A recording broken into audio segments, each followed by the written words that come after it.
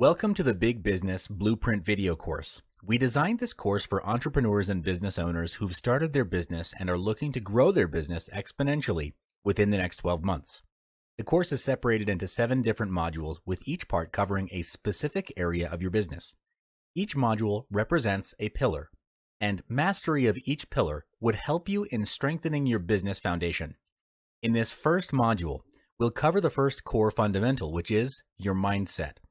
This is core because all of your actions originate from your thoughts, so it makes perfect sense that if you want to change your results, you must first change your mindset.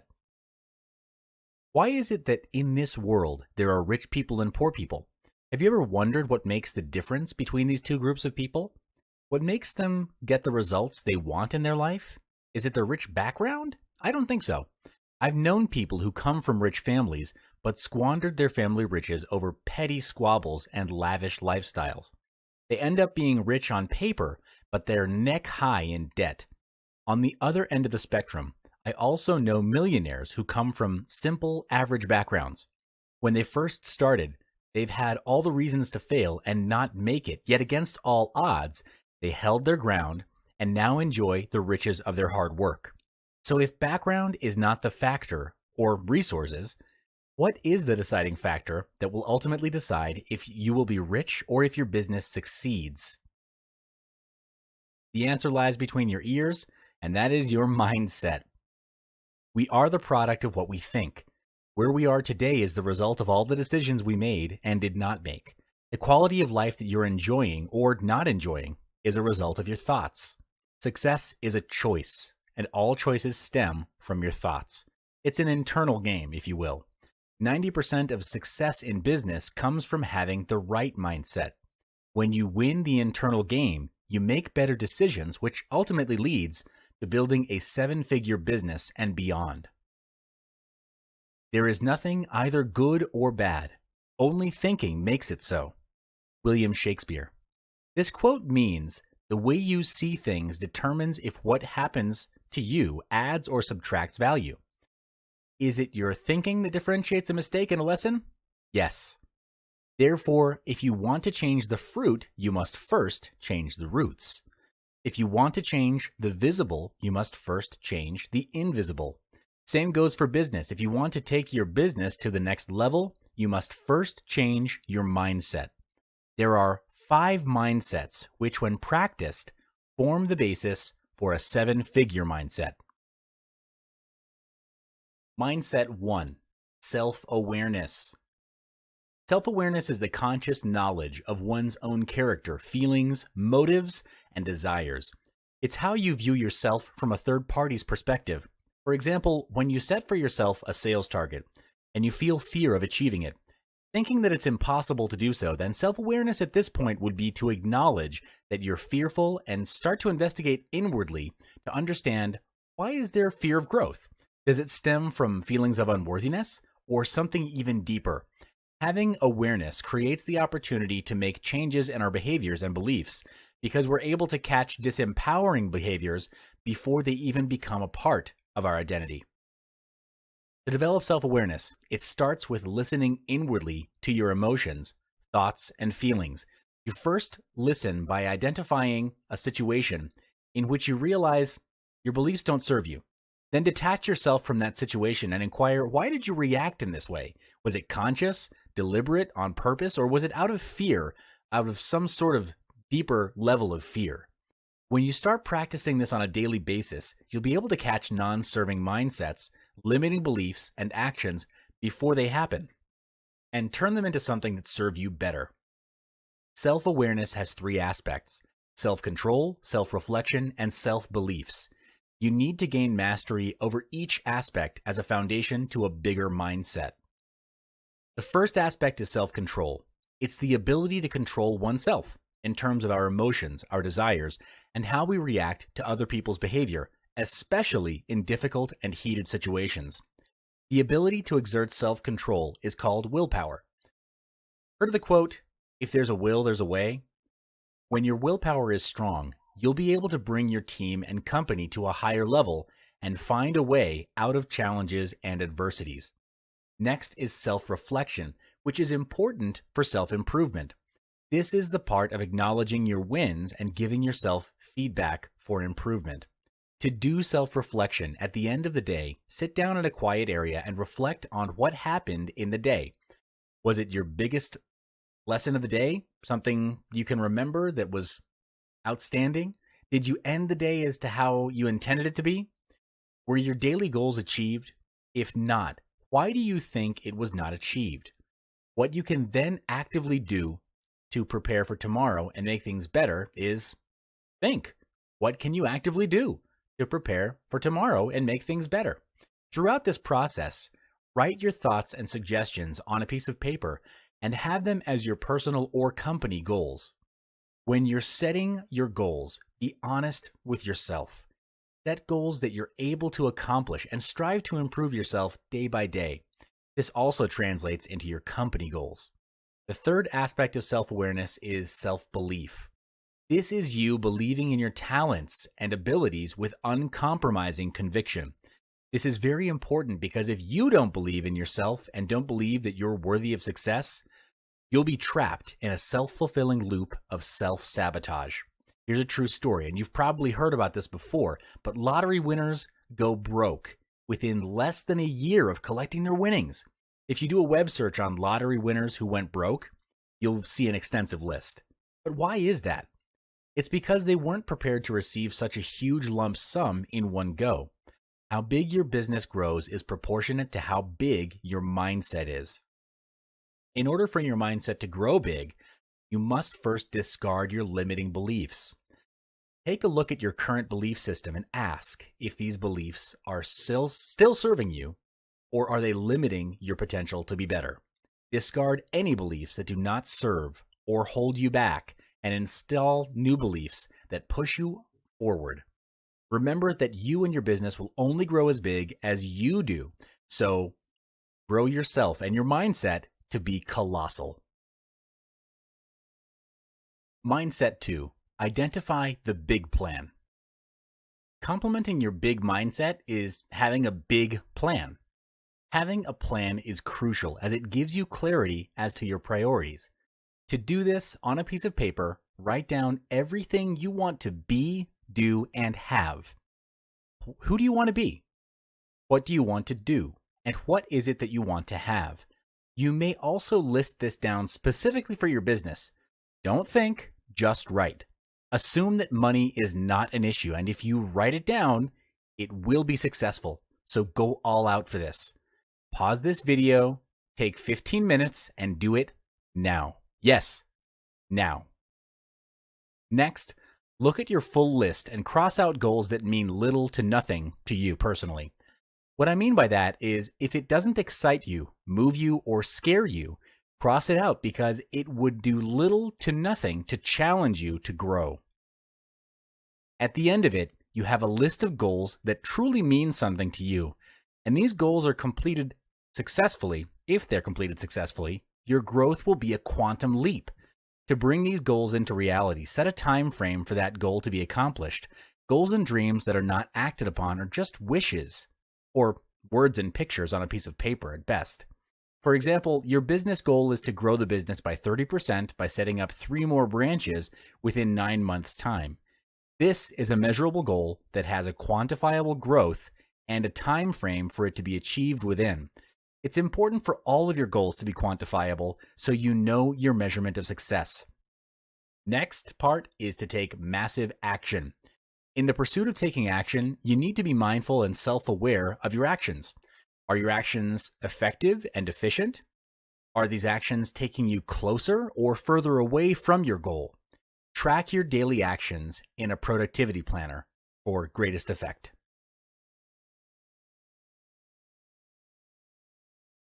Mindset 3. Commitment and consistency. Earning a 7-figure income is easy for some, but not all. Above all, success comes with consistency and commitment. In order to earn 7-figure income, you have to commit to learning and evolving constantly.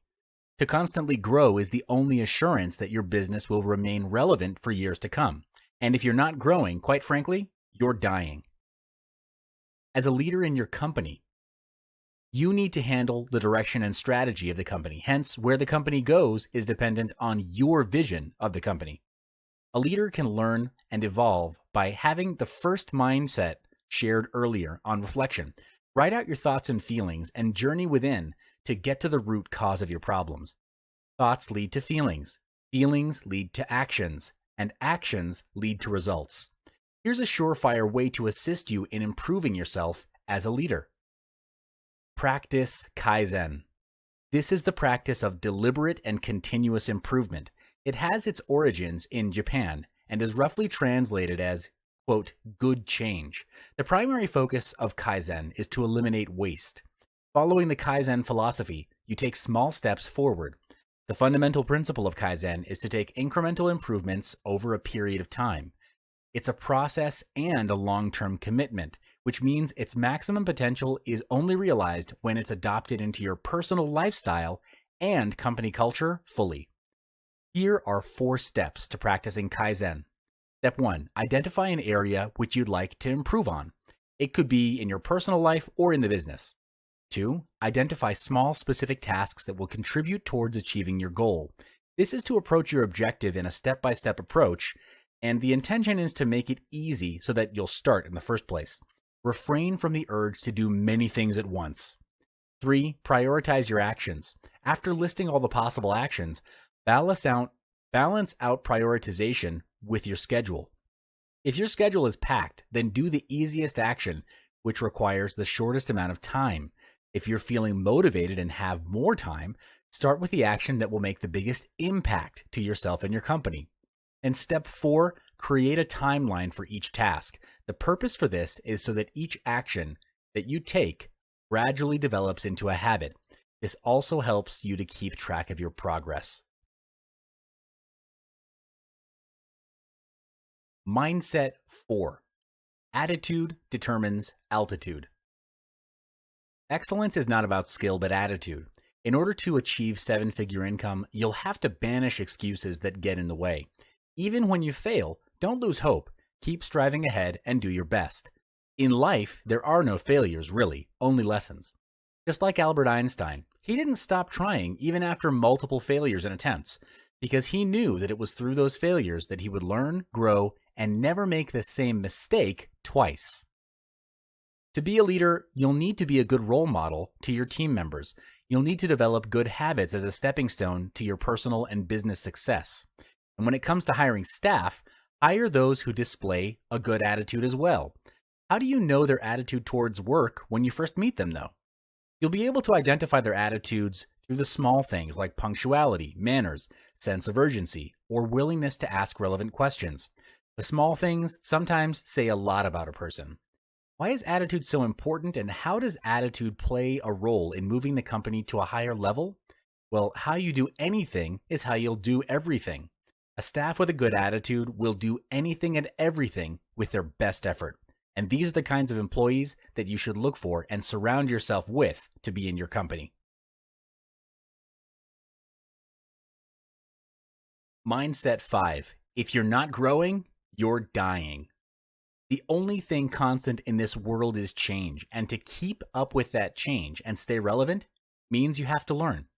The world is moving forward every hour, every minute, and every second. Therefore, we cannot use yesterday's solutions to solve today's problems.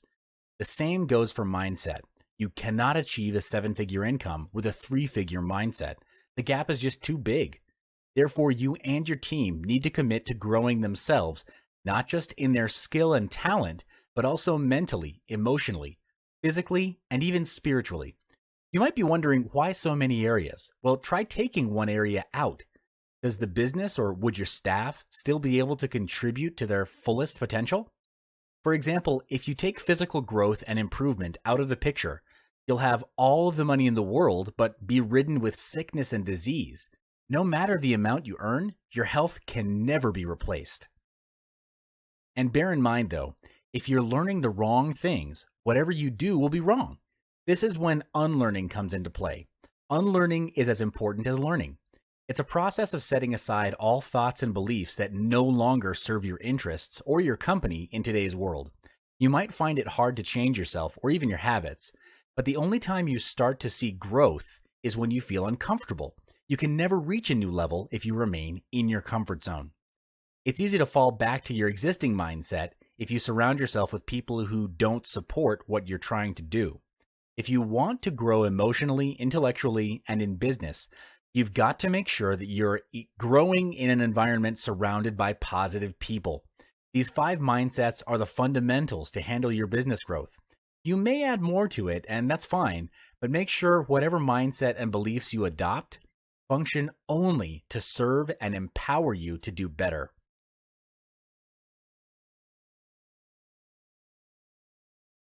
You've just started your business and sales are probably low, which means profit is low. In this phase, you have 2 options. Either you grow the normal way or you scale fast. And to scale fast, you need to bootstrap. Bootstrapping means using existing resources to scale and grow the company instead of relying on external resources or money. This is beneficial to the business because bootstrapping forces you to think outside of the box and, in the end, realize there was no box to begin with. It's not the lack of resources that stops business owners from moving forward or innovating. It's the lack of resourcefulness that often gets them stuck. Bootstrapping is a situation in which entrepreneurs start a company with not much capital for their business, and bootstrapping is a way to ensure that that business has a positive cash flow. Many entrepreneurs understand the meaning of bootstrapping, that it's when a business borrows less money and the interest cost is reduced too. Bootstrapping is a steady way to begin compelling revenue and to support future investments by providing the business with a safety net for long-term cost management. This will also provide professionals with the peace of mind that they need to focus on building relations with customers and other professionals. Business people don't have to issue equity, and they can concentrate on obligation on individual sources. With bootstrapping, entrepreneurs can't really experiment out of their forte. The first tactic is done is better than perfect. Too many fumble at this phase. They believe that they need to do the best, have the best, and be the best in order to launch a ground-shaking, heaven-splitting, pioneering product. But that's not required.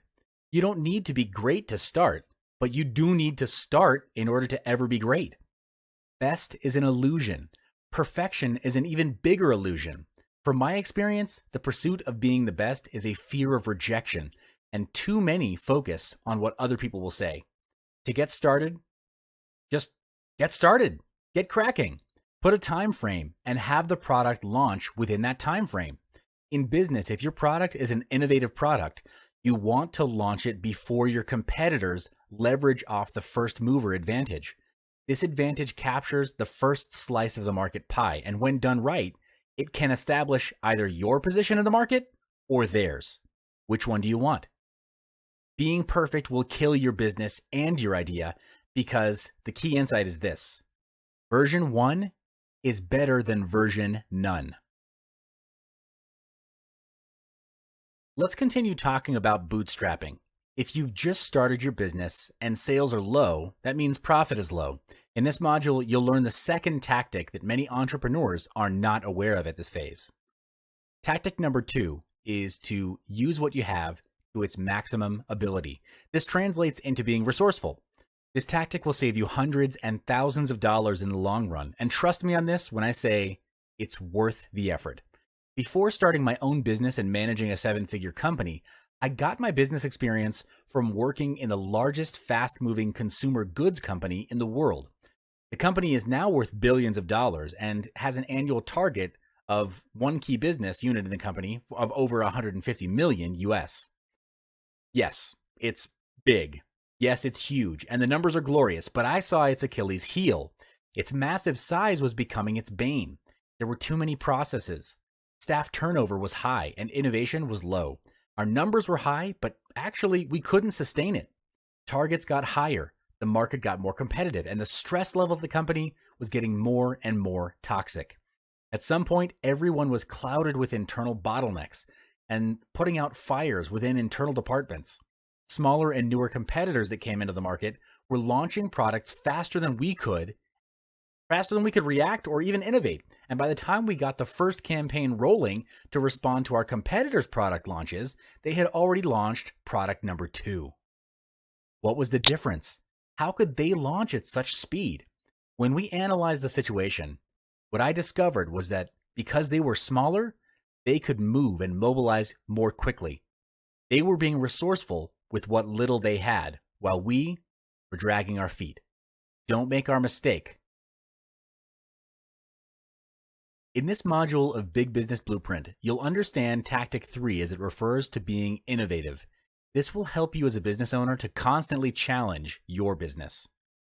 Tactic number 3, disrupt your own company, or your competitors will. This tactic translates into innovation. As a business owner, your worst enemy is yourself, your own mind. The moment you get complacent is the moment you stop growing. Your complacency is also your comfort zone, and there's only so much growth that can happen in your comfort zone. True story. I'm sure you've heard of Uber, an app that makes hiring an on-demand private driver easy. Today, in 2017, Uber is valued at over $66 billion. The entire core function of the business is built on the model of hiring drivers. But guess what their R&D department is doing? They're researching self-driving cars. This means that eventually customers will hire self-driven cars instead of on-demand drivers. If Uber was not disrupting themselves, then Google or Tesla would do it for them. The big picture is these 3 bootstrapping tactics are designed to make you and your company grow with the most effective use of resources.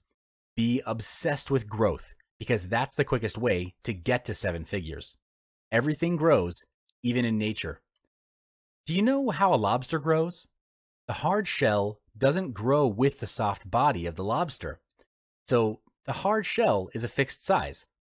When the soft body of the lobster grows, it feels discomfort. It expands into all the space within the hard shell. It starts to get really uncomfortable until at a certain point, it knows that it needs to shed its current limiting shell. The lobster then finds a spot under a rock, exits from its hard shell, and waits under that rock for its new layer to harden and grow into its new stature and its new strength. That's how a lobster grows, but I think we can learn from it, and that's how our businesses can grow too. If opportunity doesn't knock, build a door. This quote from Milton Berle states that you need to create opportunities and form strategies that will aid in the growth of your $1 million company. One way to construct a $1 million company is to identify a pattern and scale it to the top. For example, Micah Adler, CEO of Fixu, a portable app designer, developed this company from under $1 million in revenue to over $100 million with just $17.6 million in funding and in only 3.5 years after its launch. Some startups begin without any monetization strategy, and that's rather risky if there's no long-term goal. Twitter is an example of this phenomenon, but there are countless other companies out there building up their free user bases, hoping that inspiration and consequently financial stability will eventually strike along the way. But most gainful organizations work from one of 2 conscious models. Either they pitch a ton of modest items to many individuals, or they pitch a couple of big ticket items to a more limited purchaser list. What's more important than choosing is having a defined plan for monetization. Knowing how you'll make money from the start will prevent wasted time spent hoping that something profitable will come together for you miraculously. Hitting $1 million in revenue during your first year is no small feat, and you certainly aren't going to achieve that goal with a team of underperformers. Yes, hiring slackers is cheaper and easier, but you'll pay for this convenience when your end of the year sales numbers come up short, and they definitely will, trust me. Instead, you need to hire all-stars, and the fastest way to do this is to ask around for referrals. Pay particular attention to the sales hires you make, as these key employees stand to make the biggest difference in your business's bottom line. Finally, if you want to shoot for the revenue moon, you need to be absolutely militant about gathering data and acting upon the data, not your gut. When I approach an innovative marketing project, I prefer to work in short sprints of a few weeks or less, where we'll try something new, check the stats to see how the changes impacted revenue, and then either commit the changes or try a new test. Growing a company to $1 million in revenue in your first year isn't easy, but it is possible. Stick to the tips above and be ruthless about profitability. Even if you don't hit this particular goal, you'll earn the strongest sales results possible for your company. Strategy allows organizations to develop a clearer understanding of their own organization and what's required for them to succeed. It helps organizations understand their core capabilities, identify and address weaknesses, and mitigate risks. It can help organizations better design themselves so that they're focusing on the right things that are most likely to deliver the best performance, productivity, and profit both now and in the future. While strategy can be difficult for many organizations to commence, its benefits are far-reaching and many. From creating new business opportunities to streamlining the operations and engaging staff, a well-formulated strategy will enable increased growth, productivity, and profit, both now and into the future. Depending on where you are now in your business, a pay of $1 million may appear to be intimidating or very distant. The trick is to work backwards. That means if you want your business to earn $1 million a year, the business sales target per month is $83,333 a month, or $20,833 a week, or per day, $4,166. Now that there's some clarity, the next question is, where is the business now and what does the business need to reach that target? The reason having a strategy is so important is because it gives businesses time to get a sense of how they're performing, what their capabilities are, and if these capabilities are able to help them grow. A strategy can identify trends and opportunities in the future. It can examine the broader changes in the market, such as political, social, or technological changes, as well as consumer changes, and develop tactics so your business can modify and develop to suit these future changes. By creating a business strategy, a company can create a competitive advantage and ultimately understand more about themselves and where they're going. In summary, when you're bootstrapping, work your current resources to their maximum potential and be creative about it. Explore different perspectives and seek for alternatives. Operate the business on its bare necessities to keep the margins high and be obsessed with creating value. So, how to generate profitable offer ideas? Ideas are the bread and butter of the company. A great idea will skyrocket a company quickly to 7 figures, more quickly than you can imagine, and your offer to your consumers will keep the business engine running. The 5 most innovative companies in the world, as reported by Forbes, are Amazon, Google, Uber, Apple, and Snap. These companies are valued in the hundreds of billions and transact hundreds of millions a day. But how do these companies start? Well, with an idea. Apple was started by Steve Wozniak and Steve Jobs in a garage on a vision to have a computer for the rest of us. Back then, having a computer was nearly impossible. It wasn't commonly thought of by consumers because the cost was high and the size and form factor were not convenient. But today, because Steve Wozniak and Steve Jobs didn't stop pursuing their vision, Apple is valued at close to $1 trillion.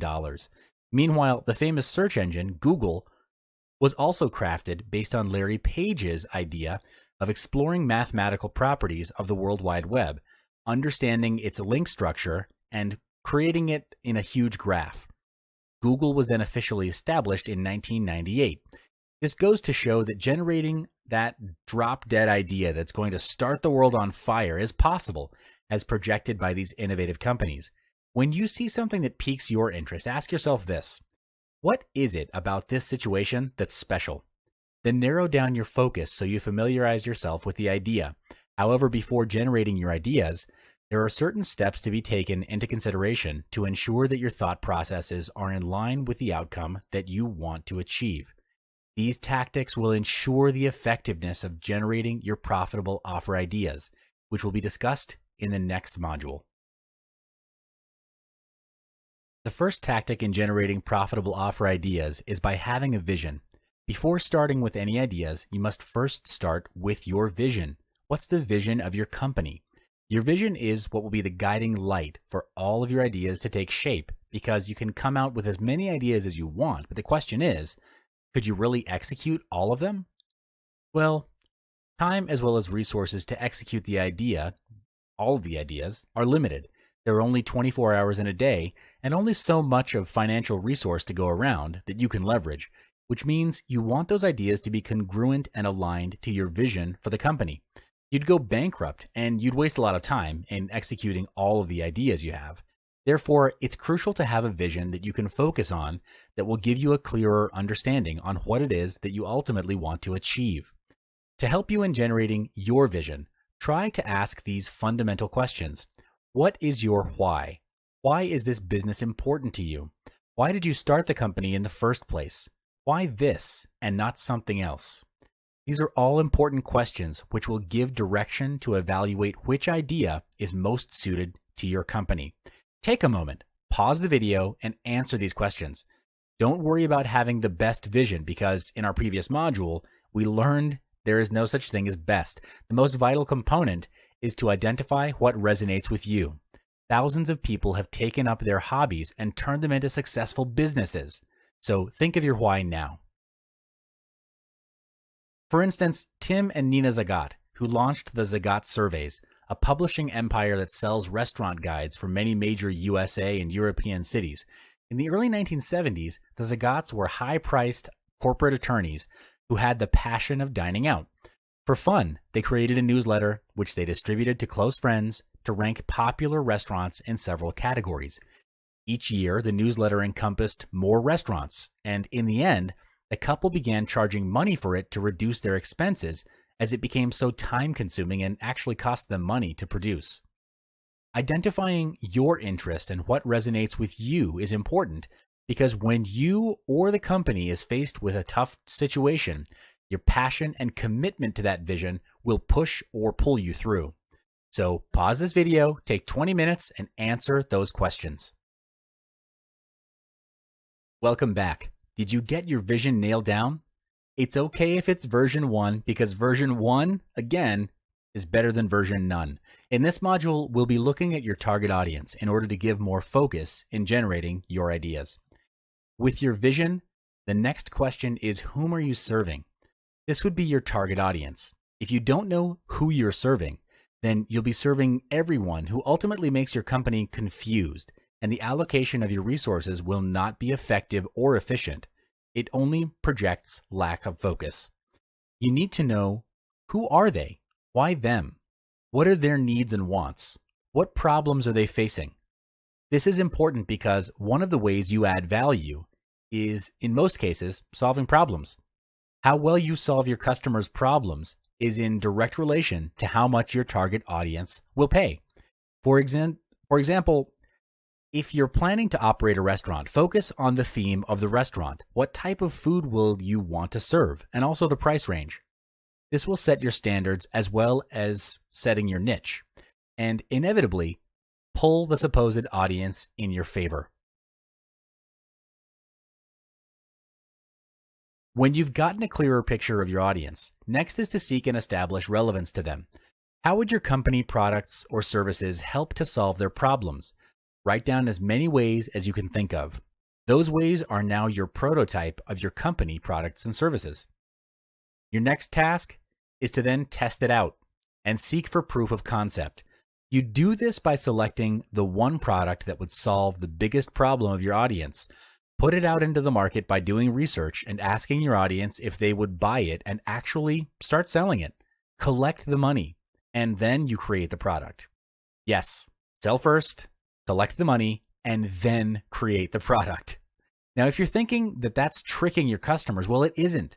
There have been too many companies that create the product first and only then find the target market to sell to, which, I mean, to me, it's insane. These companies would pump thousands of dollars into product research and development only to find out that it's not even what their customers want in the first place. So avoid wasting your resources and time and prove the concept with money, their money. This method is called failing forward fast. The process is this. You want to get an idea quickly that solves the biggest problem of your target audience. Ask if they would buy it, sell it to them, get the money, and with that money, you go to a manufacturer and make the product. Now, of course, You would have settled all the gaps required in between, like actually having a manufacturer on standby, a prototype product, a sales offer, discount for early buyers, and a registered company so that you're legal. If you don't have any of these, then yes, you are involved in a scam, and you should rethink your strategy. The reason for failing forward fast is so you can get the key insights to come out with a version 2 of the product. You also need to sell and collect the money up front because sometimes what your audience says they'll pay and what they actually pay is different. The moment of truth is when they reach into their pockets and actually hand you the money. That's when you know you've found an initial product worth investing your R&D dollars into. The following tactic to generate profitable offer ideas is to do a brainstorming session on product ideas. Ideally, your brainstorm should be with max 5 people because too many people dilutes the quality of the brainstorm session. Imagine 30 people in a room doing a brainstorm. Not impossible, but it would definitely be less effective. As you're brainstorming, put the ideas and suggestions into a mind map. This makes it easier for you to refer back to the ideas after the brainstorm. There are 5 simple steps to do an effective brainstorm. The first step is to set the context. This means that the tone and intention of the brainstorm is clarified up front. There's no right or wrong answer, and the focus on the brainstorming session is just to generate ideas.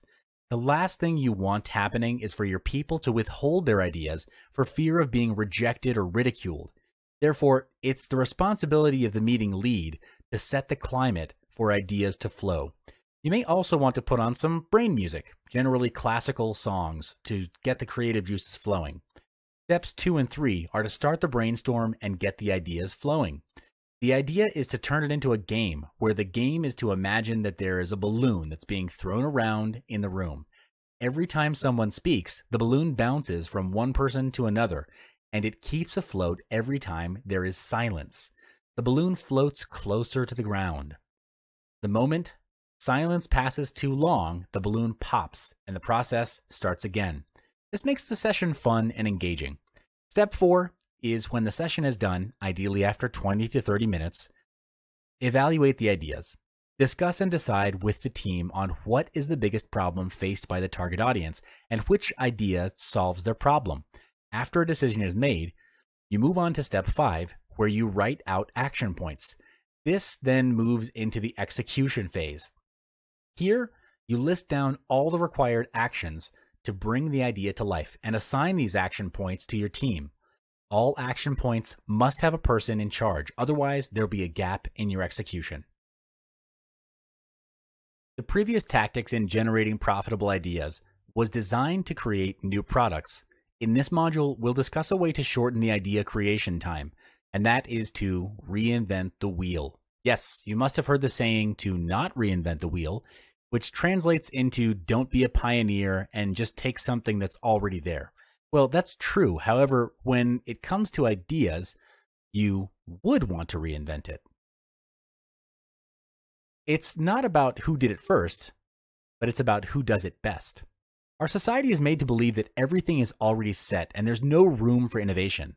The truth, however, is without entrepreneurs coming in with new ideas or bettering previous processes, the world would be dull and boring. So always remember, it's not who did it first, but who does it best. And if you're fortunate enough to become your own business leader, you'll get an idea of where you need to reinvent yourself so competitors don't catch up on you. Remember to take the leap. Sometimes you just have to jump and take the risk to see if your ideas are worthy in competing in the current market. You'll never know unless you try. For instance, Mark Zuckerberg, the founder of Facebook, started off his days as a student in Harvard University, where his idea eventually gained popularity and then traversed the universe. It's very easy to lose focus when you feel you have odds stacked against you, and competition will always be there. So might as well just do it. We'll have more in-depth discussion regarding this tactic in the next module, so I'll see you there. So this is the second part of how to generate profitable offer ideas tactics, reinventing the wheel specifically. Reinventing in this context means taking an existing idea, stripping it down to its bare components, and then finding its key lever points. and making it even better, even faster, and easier. The intention is to question the current ways of solving problems and getting things done. Just because it's always been done this way doesn't mean that this way is the best way. For example, the house rental market has been rather straightforward. You rent a house by entering into a contract with a landlord that decides the duration of rent and cost of rent with other terms and conditions. This has been going on for ages. Then you strip down all the components of this practice, which in this case is the landlord, tenant, rental, terms and conditions, contract, and home. You'll have the individual pieces that you then need to piece it together to create a new picture. So there would be questions like, what if the tenant was the landlord? What if rental was shorter and more affordable? What if I didn't need to book expensive hotels during my holiday? What if I could meet new people along the way? Breaking down these components is exactly what gave birth to Airbnb. If you don't know about it, Airbnb is an online marketplace where people can lease and rent short-term accommodations. This covers a wide range of vacation homes, apartments, homestays, hotels, and hostels. Today, Airbnb is valued at $31 billion. Just amazing. There are many more ways that you can use to generate ideas, but don't get caught up with finding the best way. Just pick one and get it done with. Remember that version 1 is always better than version none. Welcome back to the Big Business Blueprint. To recap, we've learned how to generate profitable ideas offered. In this module, we'll be focusing on how to raise the capital for your business. In the world of business, capital represents the fuel for your business to run efficiently. If your business needs a bigger engine, you'll be needing bigger capital. A bigger capital will drive your business towards your desired destination. In other words, your goal, your financial goal. To do this, it will include loans for working capital, purchasing machinery, hiring more staff, or even refinancing existing loans. Plus, if you're trying to restructure your company's debt, refinancing your company's debt can assist you by freeing up some cash in your business for working capital and expansion.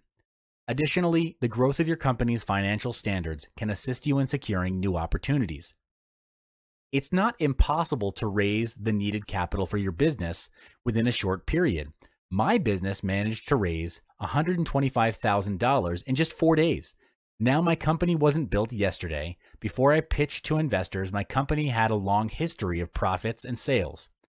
But this is crucial because I raised funds for my business through my investors. The capital I raised was by bringing in investors to invest into my business. People investing in you or your business is because they want to. They want to earn money. They want to earn more money. This is practically the only reason they invest.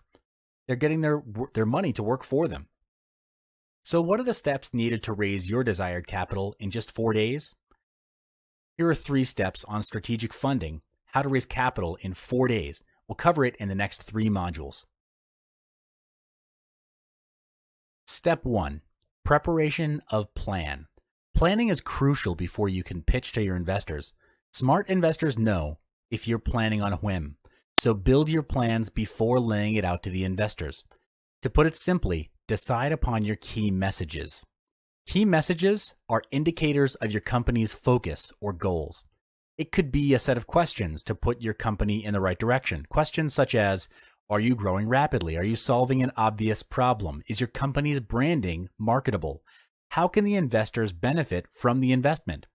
The answers will aid you to set your business primary goals. Now that you have your key messages in check, preparing your idea will help you determine what excites investors the most. The potential return, the social advantages it provides, or the excitement of being associated with your brand. You'd want to address all of those. Thus, the importance of creating a core message will help you to create a better sales pitch.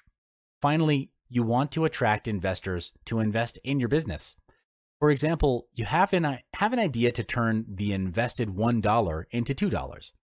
How will you portray this plan the best way possible to grab that investor's attention that you desire? To do so, you need to come up with a complete plan for your investors.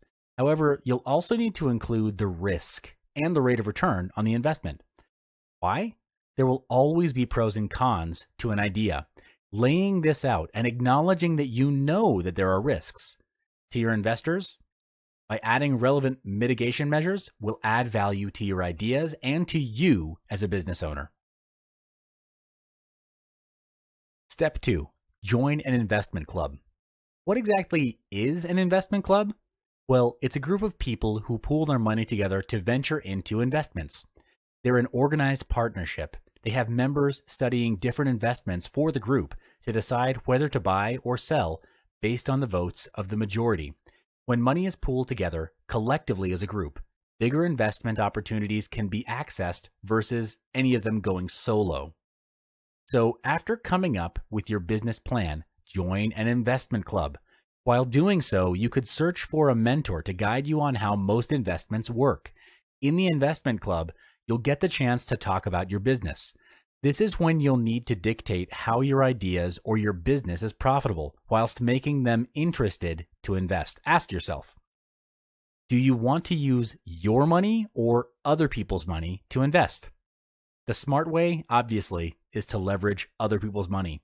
Your money alone will only have so much for your business to run, but with OPM or other people's money, with a group of investors, the sky will be your limit.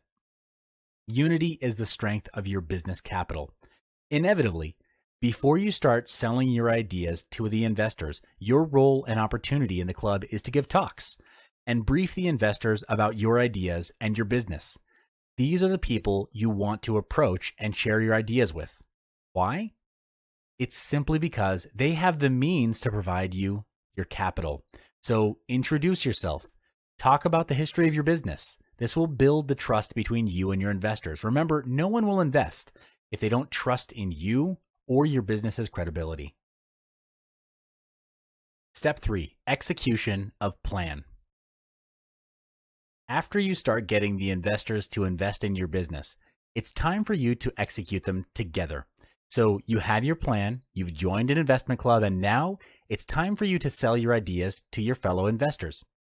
However, it's imperative for you and your investors to be on the same page.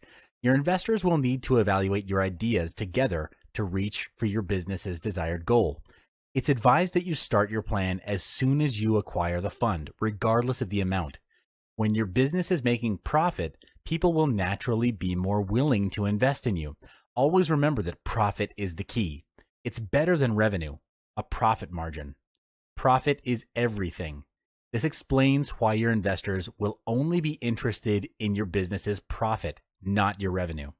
While executing your plan, keep a journal or report about the execution and the outcome of your plan. This will aid as a reference for any future investment plan. Keep a record of the profit made as proof. A successful story will boost your credibility and status. In the future, this will increase the confidence of other investors to invest in your business. And finally, it's time to repay your investors. At the end of the day, you should begin repaying your investors once profit has been made. This is to reduce the negative impact felt by your investors after investing into your business. If you're keeping track of your outcome in your report, you could include a section compiling the feedback of your investors. Feedback and testimonials help boosting other investors' confidence to invest in your business. It's imperative to repay your investors over the money what they have provided you. Ask yourself, what do you think would happen if you fail to reach the standards you've set up with your investors? What would happen if you do reach it and delayed their share of the profit? How will that reflect on your business opportunities in the future? It's simply because no one would want to do business with an incompatible figure. Your reputation is at stake. Surely, you want to retain the connections you gained with your investors. They're the ones that will help you in your future business planning. In the next video, we'll be discussing how to scale and quadruple your income by using the capital you raised in this phase. Welcome back. In this video, we'll be focusing on how to scale and manage your business. You'll also be looking at how to gain exceptional levels of income in the long run continuously. Excellent businesses have an edge which allows them to get ahead of the race. This advantage is called timing. Timing is the ability to select the precise moment for doing something for optimum effect. In this case, timing is the ability to gauge how much time you or your team need to get certain things done. You'll come to a stage where your schedule has reached its maximum capacity and you'll need to balance your time between looking for new business versus having quality time with the people who matter to you. For example, if you have a new project which has a very set fixed deadline, how do you manage the allocation of work among your team? Do you simply delegate all of the work using a top-down method? Or do you take a really good look at the work required for the project and instead adjust the work needed and shave off things that don't need to be done? At this stage, you'll have gained some insights on how to generate new leads and manage existing clients. Instead of engaging in a one-man show, a better approach will be to set up a team to execute delivery while you focus on generating sales, marketing, and generating new leads, pitching, and networking. To do that, you need to be working on your business rather than in your business. Let's talk about how to project your income. Before you set up a team, you need to estimate your cash flow. Without having any idea of how much money your business can generate, it's almost impossible to accurately plan your business ahead and prepare for the tough times that may befall your outfit. Fortunately, predicting how much you can earn is not difficult. You can estimate how much your first year revenue is by calculating how much money you can potentially earn. If your company isn't generating as much as what you've estimated, take it as a sign for you to tweak your plans. When you're at the helm of your business, it's very important to remember that a healthy business has a healthy stream of income. Predicting how much we'll earn in the future is not easy, but there is a way by projecting your income. So how do we do it? First, list down your current average earnings of 3 months and multiply them by 12 months. The amount you get will be your estimated annual sales. Secondly, subtract the total cost of production of the year to get the gross profit of your company. Third, to get the company's net profit before taxes, subtract the company's operating costs from the gross profit. The costs that will be incurred include employee salary, payroll, overhead cost, rental, etc. And after that, you'll need to further subtract the income tax from this. Taxes vary from country to country and from state to state, so I suggest that you should find the percentage of income taxes in your country to know your business net profit. Okay, let's talk about how to leverage and optimize your company. The next question you need to answer is how to increase revenue with the same amount of time and effort. You can do it by means of leveraging and optimizing your company. Leveraging your business means using your resources to their optimum advantage for improved results. One big question that you need to ask to leverage is this: am I using all of my resources to their best advantage? Do I still have backseat roles in my team which don't really contribute to anything? Do I really need these backseaters to complete projects or tasks? If you answered no or maybe, your business is ripe for leveraging on your existing talent pool and optimizing your team size so there are no back seats. Companies which can achieve more results with fewer resources are great examples of leveraging. One example is Brand A, which produces higher quality vehicles even though Brand B spends more on research. An African proverb says, if you want to go fast, go alone. If you want to go far, you need a team.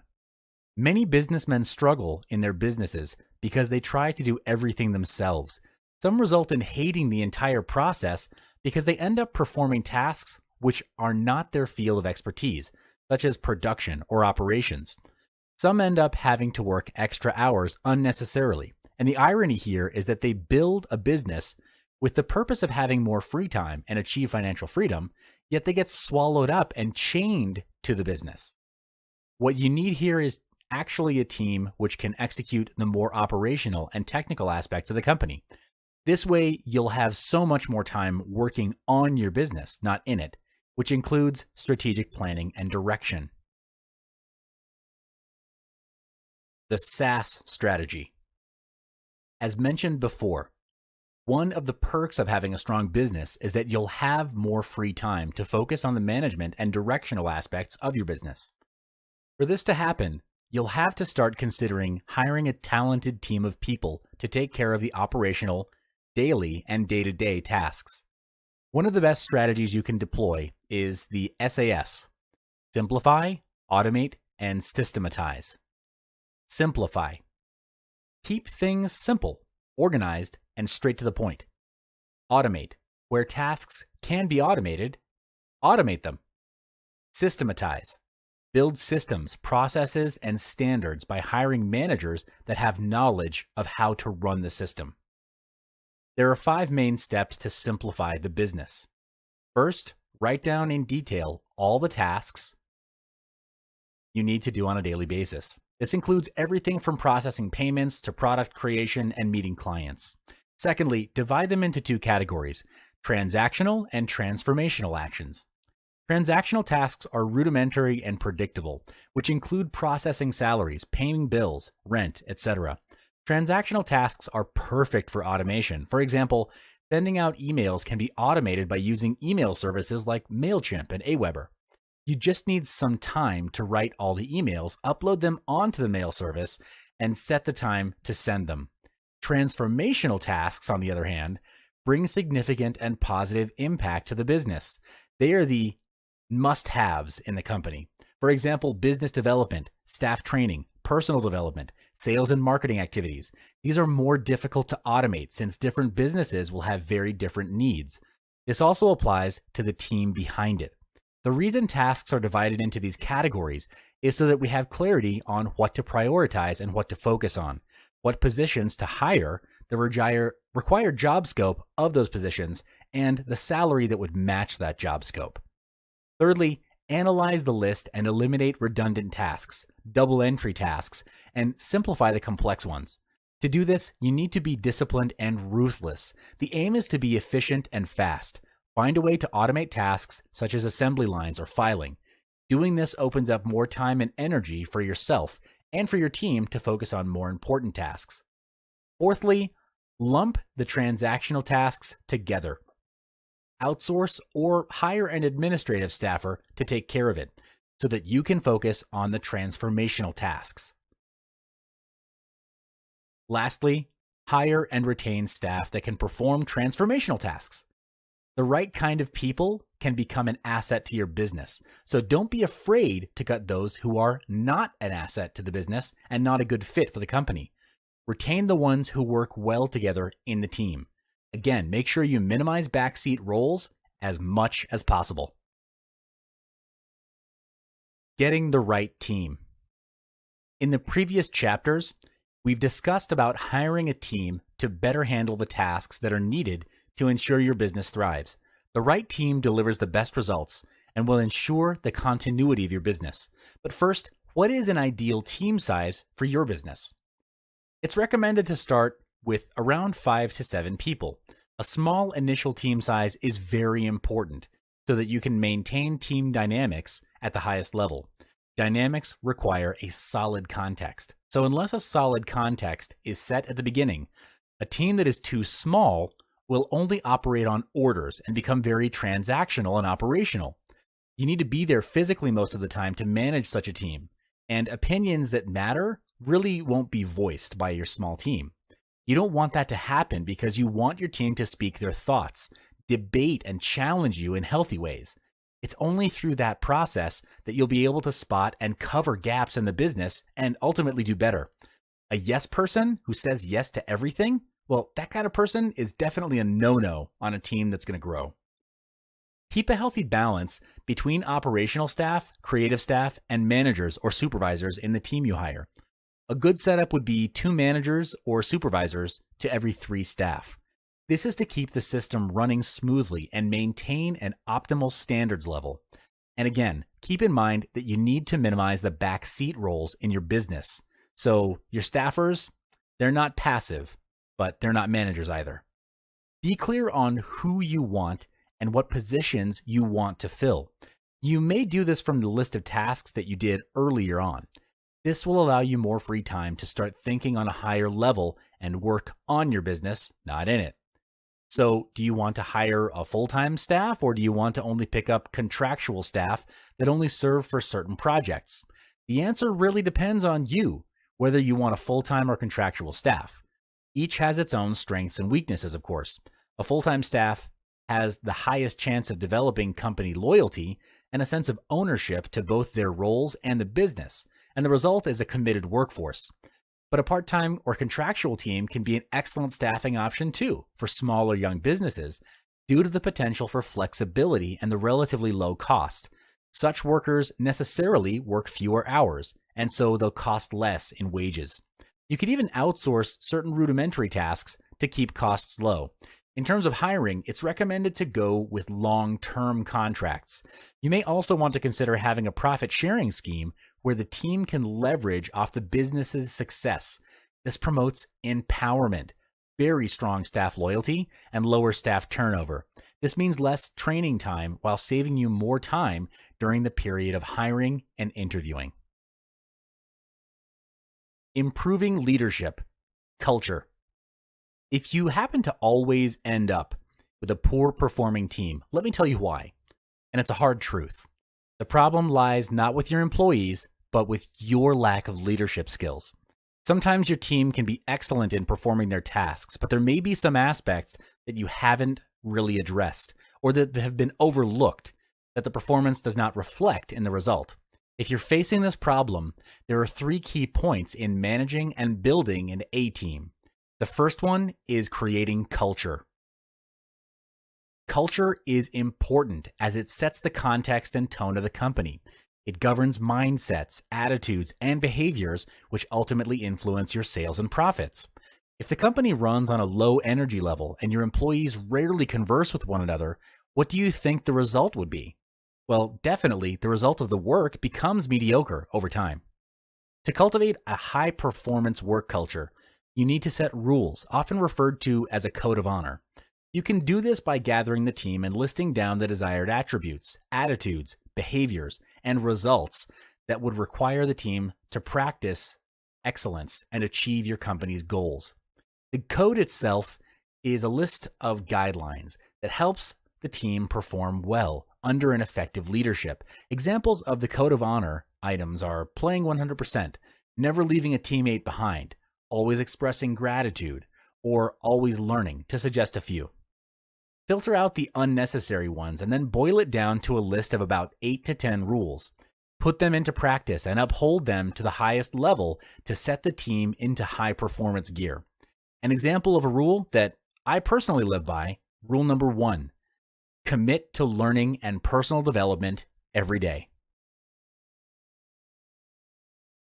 On improving leadership, let's talk about learning and development.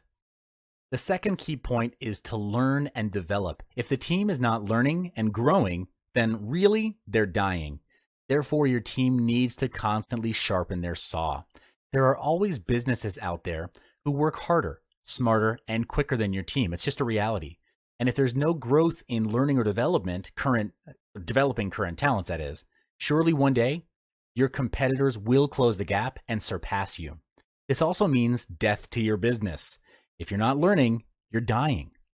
Stay ahead of your competitors by structuring learning and development activities for your team. The reason is these activities help them to be very efficient and effective in problem solving, time management, and prioritization. There are lots of activities that you can do for your team to help their growth. The first is apprenticeship. This means sending your team over to other organizations to learn from them.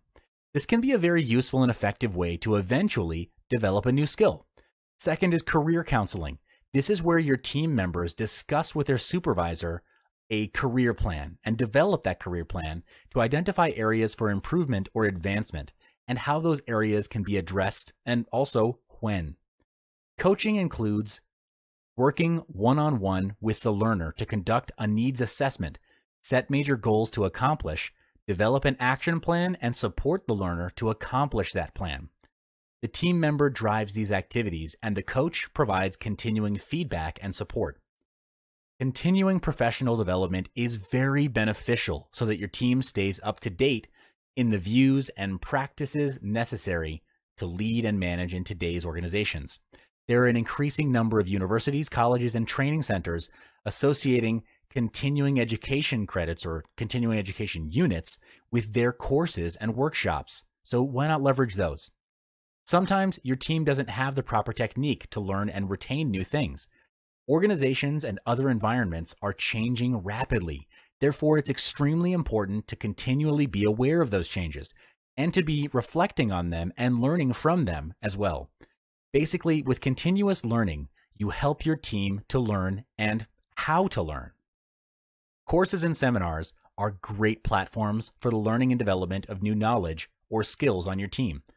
Courses with hands-on experience are even better since it'll help your team apply what they have just learned, making the lessons even more effective. Another great way to encourage self-learning for your team is to provide them with opportunities to give presentations. For example, have a 15-minute presentation on a topic that adds value to your team and specifically what you're working on. Let's say there are 7 people on your team.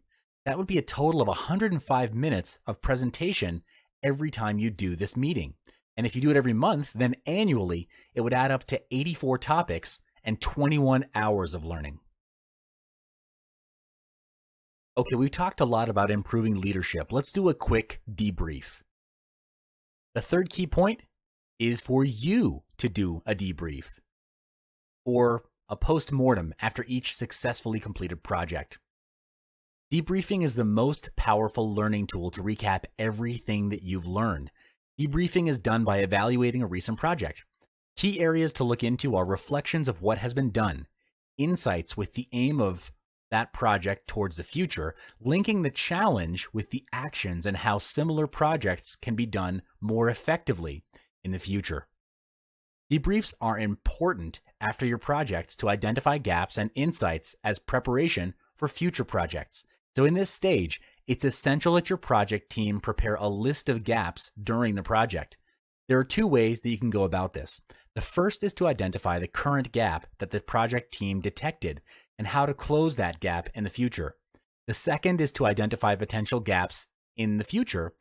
An example is if you hear that your competitor is introducing a faster product sometime in the future, you might conclude that this could be significant to your business. Next part is to arrange a meeting session with your team. Now, this is critical because your project team may have things that they might want to point out, which are actually critical but not noticed during the project. Imagine skipping out on such a debriefing session and starting right away on the next project. Not only would it cause the same mistake to be made over and over again without anyone realizing, but your project team may be demoralized and further risking the projects in the future because of low morale. Therefore, it's your core role in these meetings to be a facilitator and to lead by conducting the session without bias, regardless of any employee's rank and regardless of what they say. The following questions are designed to facilitate insights from your team. What happened? What should have happened instead? What did we learn? How can we improve? What are the action plans for this session? At the end of the session, you'd have an action plan that the team can execute to improve on any aspects where there's a gap.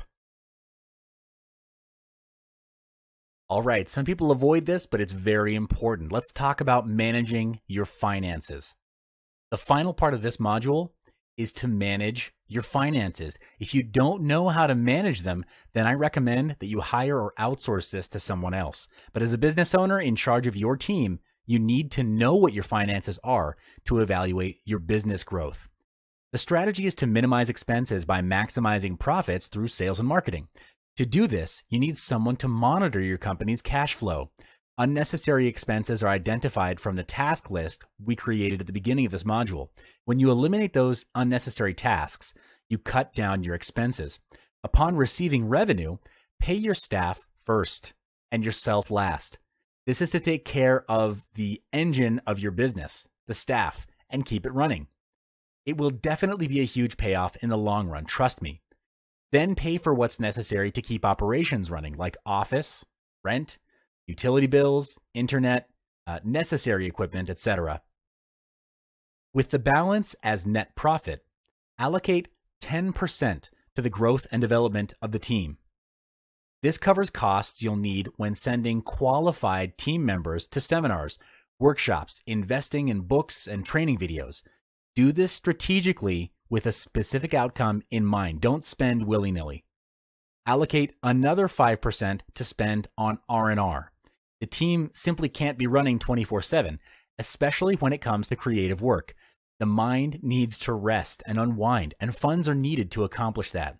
There are business owners and team leaders who don't allocate any playtime for the team to recharge, and that always results in burnout and boredom.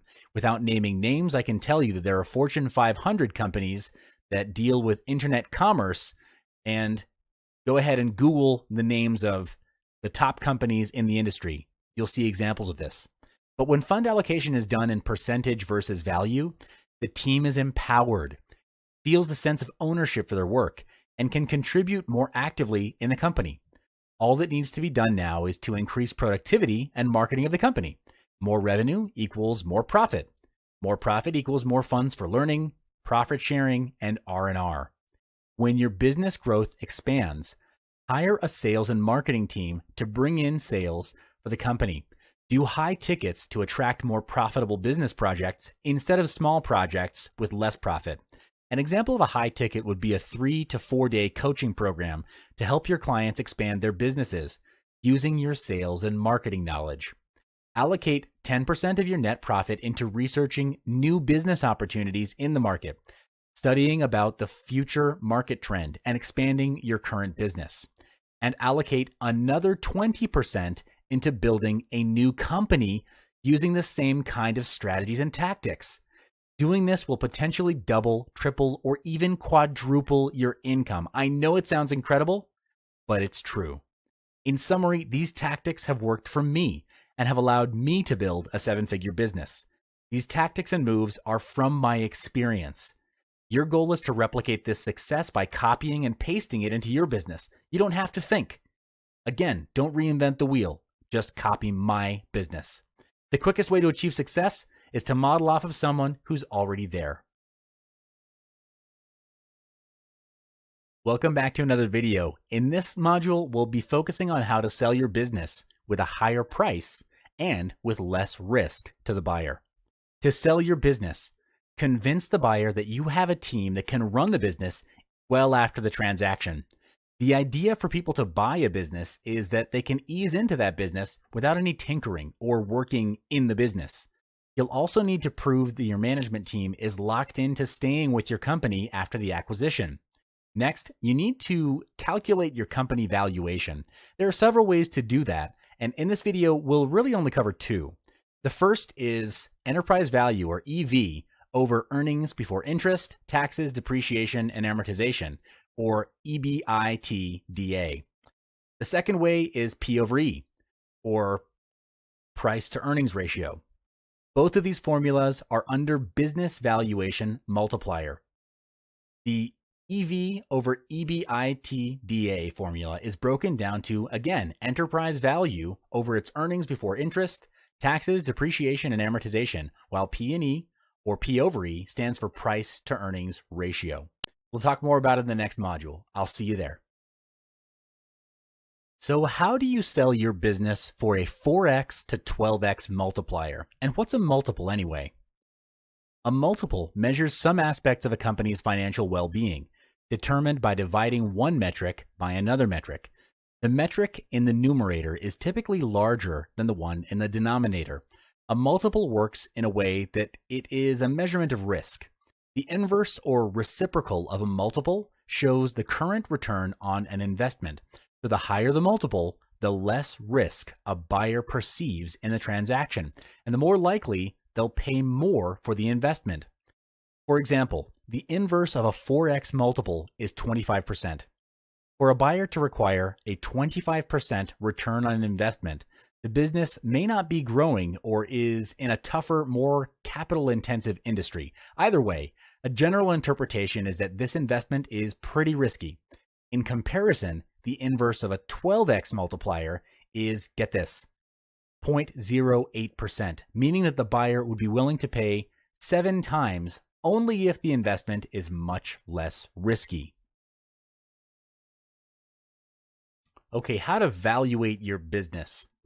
A multiple is calculated as multiple equals performance metric A over performance metric B.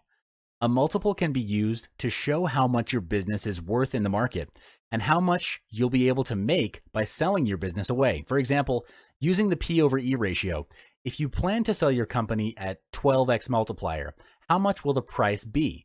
Or how much should your company be earning before you sell it away?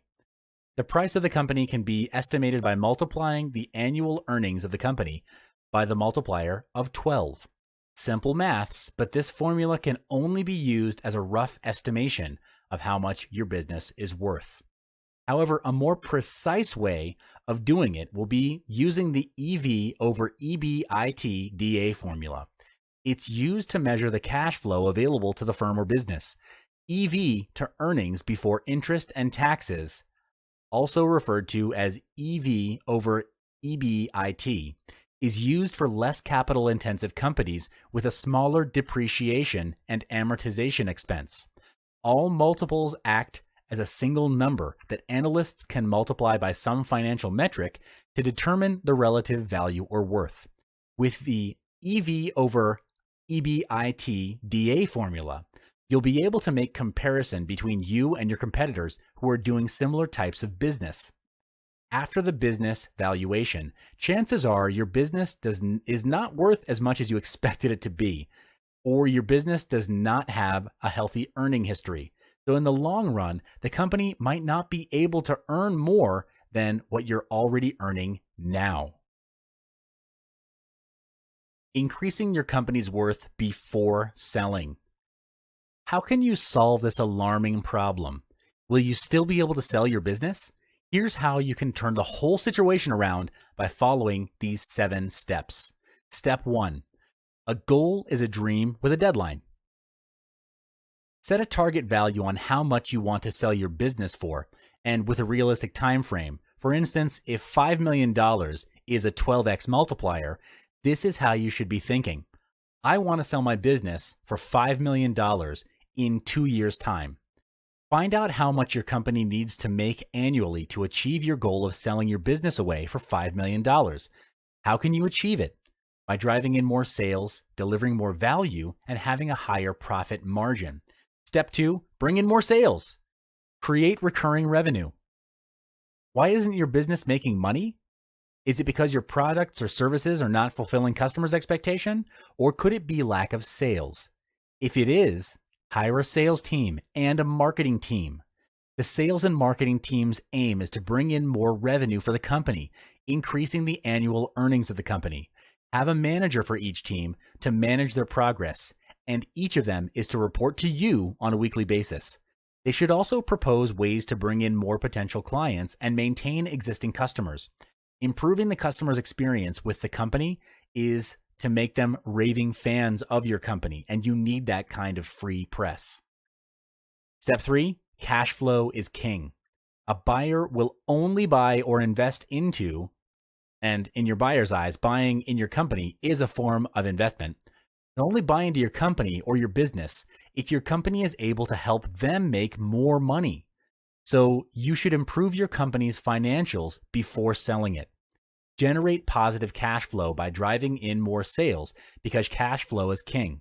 To make your business a valuable and sellable asset, your company should have a history of making a healthy profit. Why profit and not revenue? Because profit is the bottom line of your business.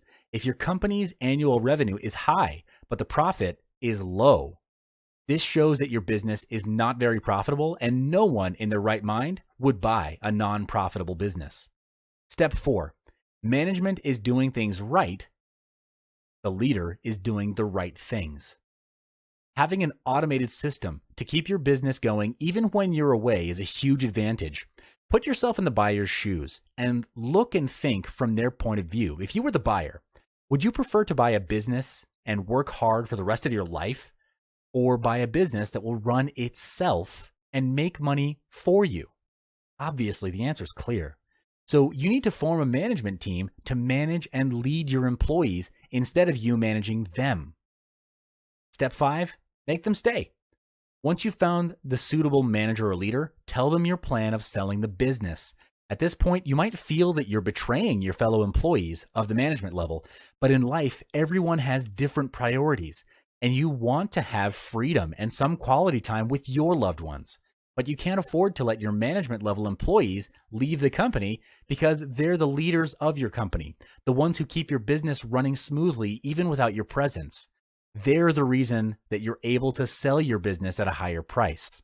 Here's where you launch a long-term incentive plan for the key management with a one-time special bonus in the event of the sale of your business to keep them in your company, and more importantly, to prove that the management team is locked into staying with the company after the acquisition.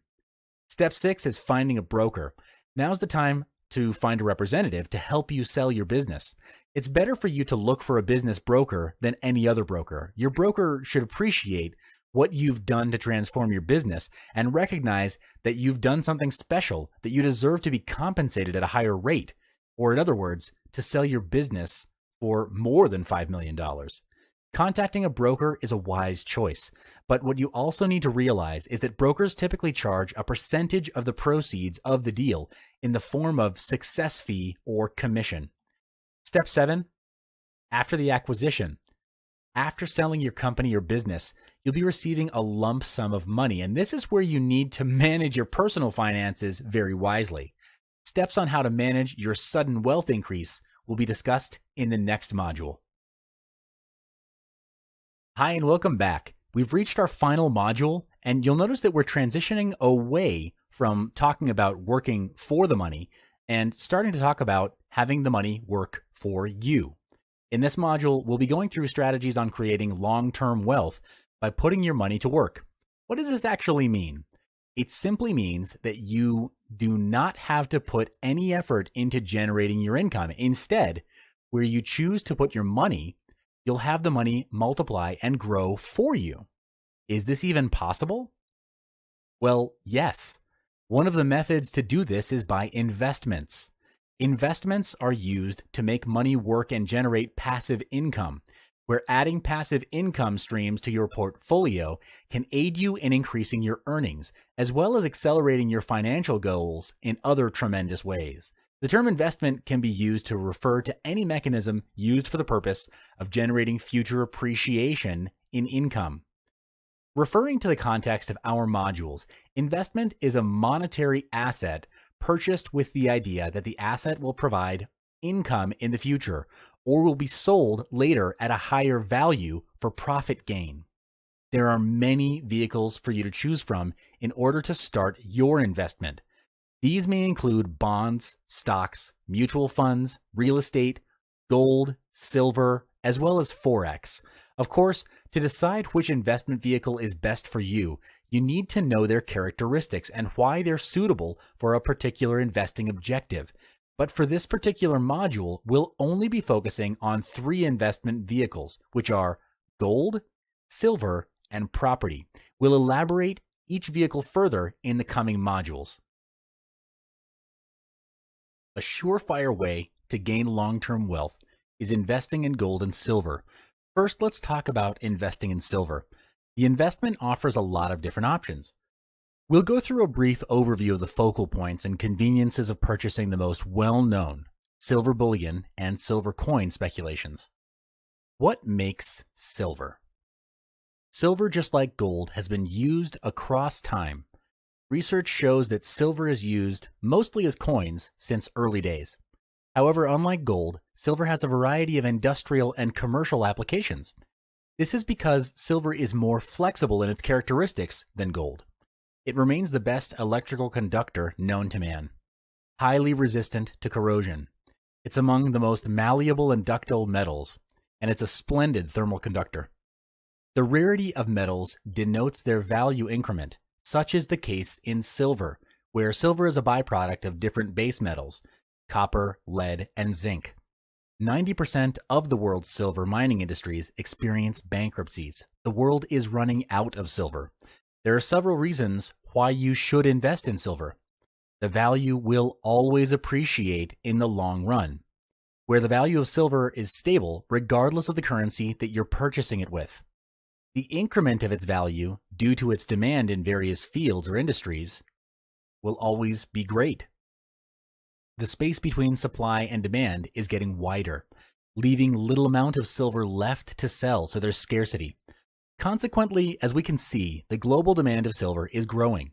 For example, all of the following uses of silver are growing: medical, electronics, food processing, water treatment, building materials, and consumer products. The focus here is that all of these items are on demand. So even during an economic downturn, there will be a high level of base demand. In terms of investment, the investment demand is soaring, especially in the USA. The US Mint sold more 1-ounce silver eagles in January 2013 than in any other month since they began creating silver in 1986. Other than that, total global demand of silver in the recent years is about 880 million a year, where the worldwide mine production is only about 760 million ounces per year. This example clearly demonstrates how silver is still relevant, where the demand exceeds the supply due to its practicality. Generally, you can invest your resources into silver in 3 ways: silver bullion and coins, silver bars, and exchange trade funds, or ETFs. The easiest is to purchase silver bullion specifically. Coin and valuable metal merchants offer silver bullion both face-to-face and in digital transactions over the web. You can go to any place from 1 ounce to a 1,000-ounce bar, decently and promptly in the silver market.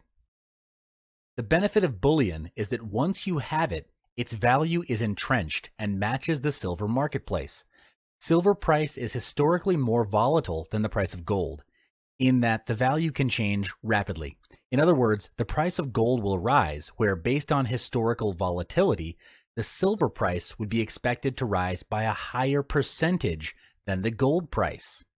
The drawback is that merchants charge markups to offer you silver, and on the off chance that you need to trade out your bullion later, the merchant potentially would give you a price that does not match the overarching price of the market.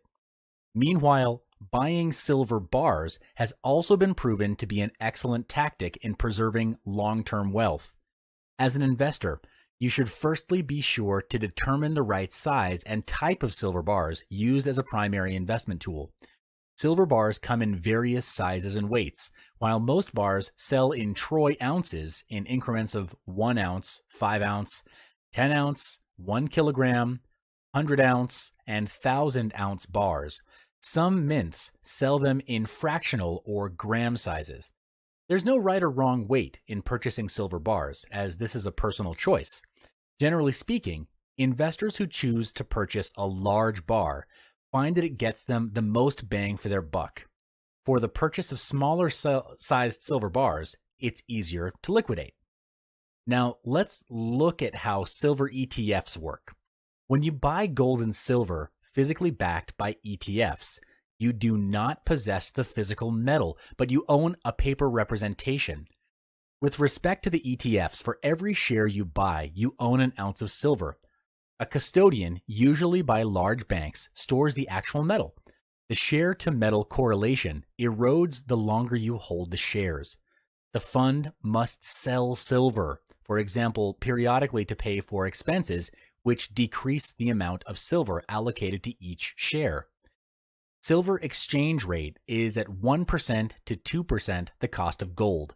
It's difficult to consider silver as a genuine valuable metal compared to gold. However, it still has its noteworthiness in the eyes of investment. In the previous module, we discussed the value of silver and investment techniques for silver. Now let's move on to gold. Gold has been widely used since before the existence of paper money or fiat money. Research shows us that its usage was detected for over 3,000 years, but how can it retain its appreciated value? Well, its characteristics are what makes gold gold. It's simply beautiful, it's ductile, it's highly scarce, and it's extremely durable. Therefore, unlike paper currency, coins, or other assets, gold has maintained its value through time. People perceive gold as a way to preserve their wealth from one generation to the next. So why should you invest in gold? First off, the weakness of the US dollar.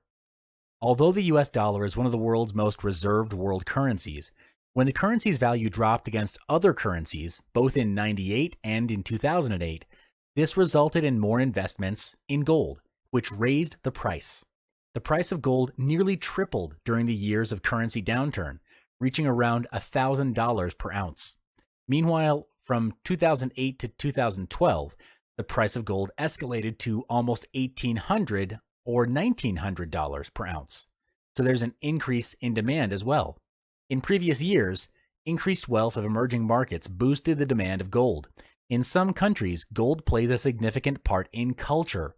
For example, in India, where the wedding season in October is traditionally the time of year where there will be the highest demand for gold. Meanwhile, in China, gold bars are a traditional form of saving, where the demand of gold has been steadfast. Investment-wise, many individuals are beginning to see gold as a commodity, as an investment class into which funds should be allocated. Gold should be an important part of a diversified investment portfolio, as its price generally increases in response to events that cause the value of paper investments, such as stocks and bonds, to decline. Although the price of gold can be volatile in the short term, it has consistently maintained its value over the long term. Throughout the years, it has served fairly as a means to hedge inflation, as well as the erosion of major currencies, making it an investment worth considering. Now let's move on to gold investment techniques. There are several ways to invest in gold. Gold coins, which are convenient and portable. Gold bars, which are cheaper in bulk, even cheaper than the same weight of gold coin. And then exchange-traded funds, or ETFs. When you purchase gold coins or bullion, maintain a strategic stance from huge premiums. Coins regularly originate from the National Mint, where they're made and sold at a 4% increase. The retailer's edge is 1 to 3%. To figure the premium of a gold item, subtract the spot cost from the value you're being cited. Separate that number by the spot cost and increase by 100. On the other hand, purchase physical gold at different costs: coins, bars, and adornments. The most common gold coins are American Buffalo, American Eagle, and St. Gaudens. To prevent from getting ripped off, build up your reason why you need to purchase gold bullions.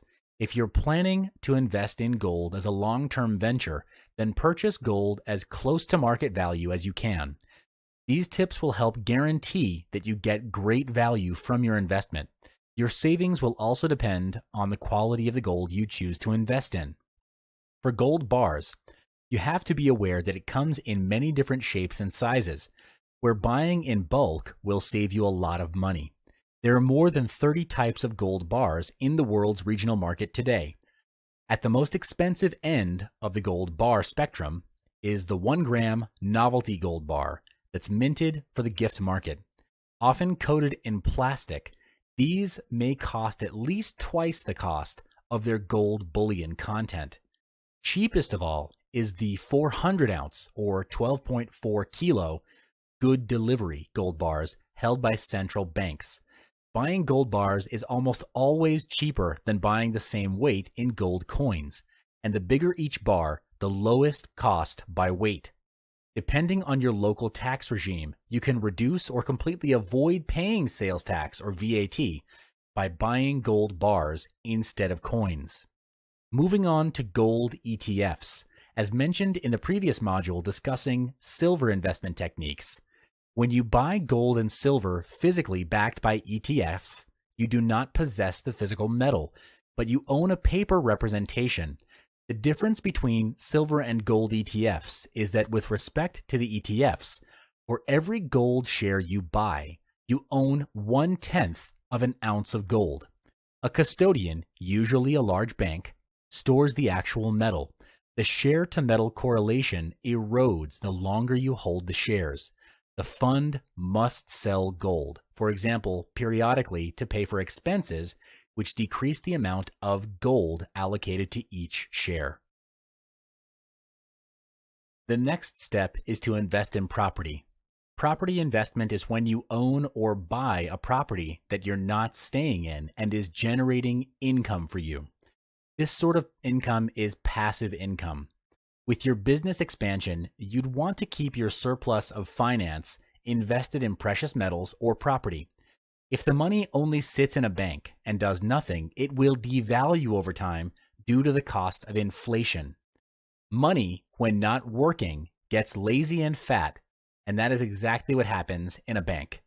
A mere 1 to 3% interest rate gained is not enough to hedge against inflation of 10% or higher. There's a 7% gap at least.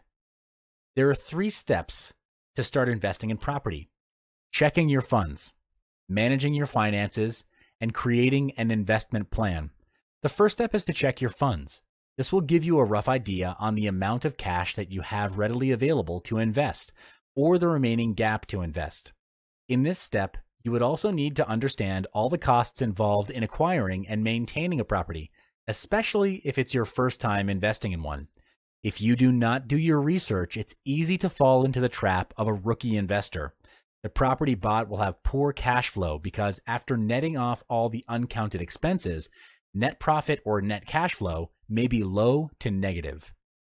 To hedge against this is step number 2. Plan out a budget and manage your company profit and loss sheet, ensuring that recurring and operational costs are low and profit margins are healthy.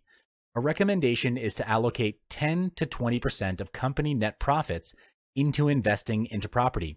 Be disciplined about this, and after 1 to 3 years, you'll find the company assets have doubled or tripled over the years because of the capital appreciation of good property. Step 3 is to create an investment plan.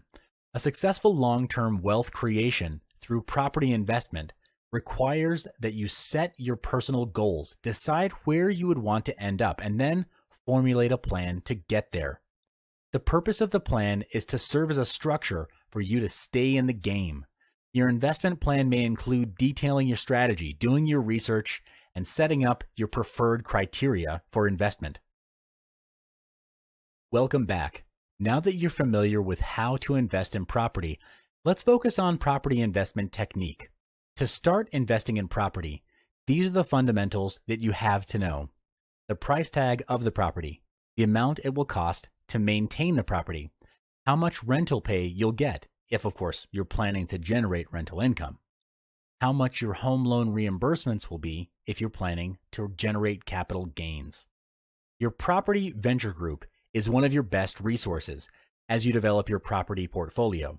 Research your group before you begin putting resources into property and cash over the long term.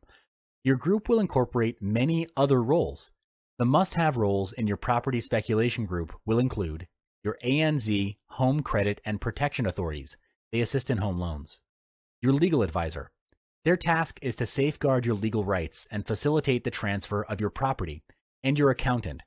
They provide financial guidance and assistance during real estate transactions. They also prepare financial reports on behalf of property owners and real estate developers. The last step is to set your investment goals. Goal setting is important in investments because if you don't have a clear goal, you'll fall for everything. Then at the end, you'll end up having many different investments which may be giving you good returns, but really have no strategy. It's not an effective move because if you had pooled the money together, you'd be able to invest with a clearer direction. To do this, sit down with your financial advisor and chart out your strategy for the next 1 to 3 years. You should include projections based on current market trends to see if an investment vehicle is worthwhile to be in. After your plans have been laid out, the next part is to execute the plan. In summary, don't be afraid to invest. It would be foolish not to invest because money that's not put to good use loses its value over time, even more so when it's just sitting in the bank not doing anything.